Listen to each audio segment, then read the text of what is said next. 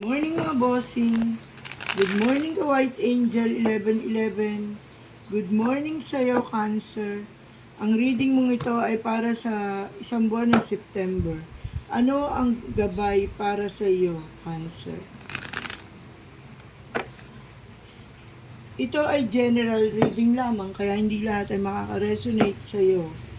Kunin lamang ang mga positive energy na ibibigay sa iyo at magiging gabay. Good morning, Cancer.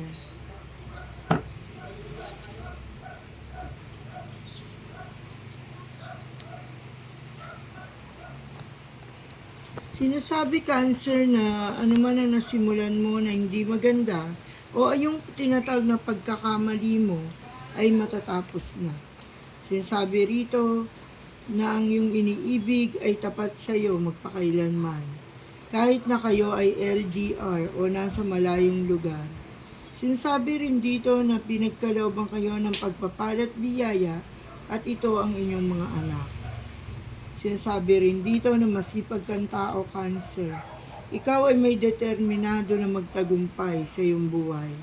Sinasabi rito na ito ang simula ng iyong buhay, sapagkat ang iyong mga nagdaan ay puro kalungkutan. Sinasabi rito, Cancer, na kung ikaw ay may paglalakbay, patuloy ka mag-iingat dahil inaasahan ka ng iyong mga mahal sa buhay. Sa kabang breadwinner na gusto mo nang bitawan ng mga bagay-bagay na nakabibigat sa iyo. Sinasabi rin dito na kung ikaw ay babae o lalaki na nasa opisina na nagtatrabaho ngayon na nagbabalak mag-resign ay wag muna. Sinasabing tapusin mo muna ang term na ito o bago na nang matapos ang Pasko, tsaka ka mag-isip kung anong yung pinaplano. Sinasabi rin dito na kung ikaw ay mag-aaral, makakatapos ka raw sa iyong pag-aaral. May magandang kapalaran kang parating, Cancer. Sinasabi rin dito na kung ano man ang nasimula mong negosyo, ay pag-aralan mo raw muna, Cancer. Sinasabi rito na marami kang oportunidad na darating ngayong September na ito.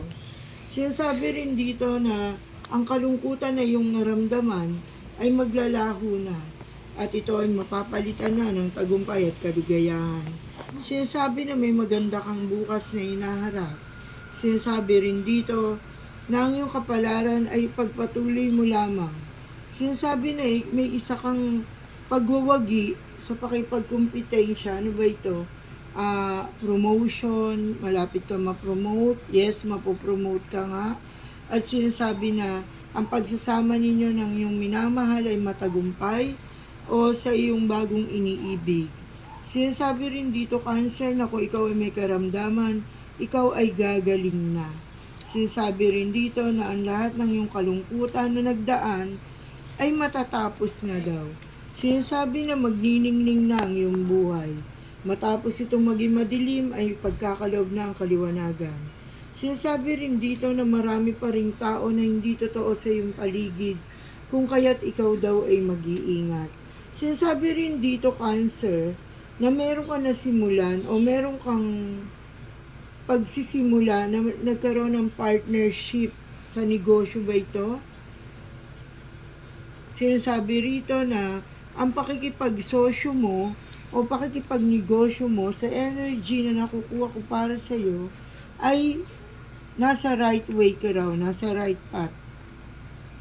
Sinasabi na nasa tamang tao ka at sinasabi na kung ikaw ay maglalakbay, ikaw ay magtatagumpay.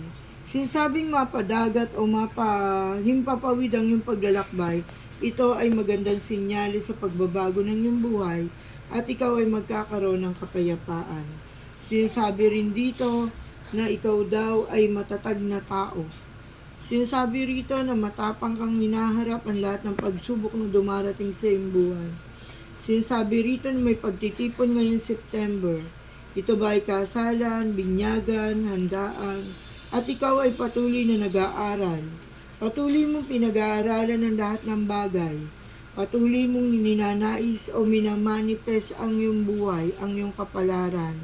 Magtatagumpay ka sapagkat ipapagkaloob sa iyo ang anumang iyong hinihingi.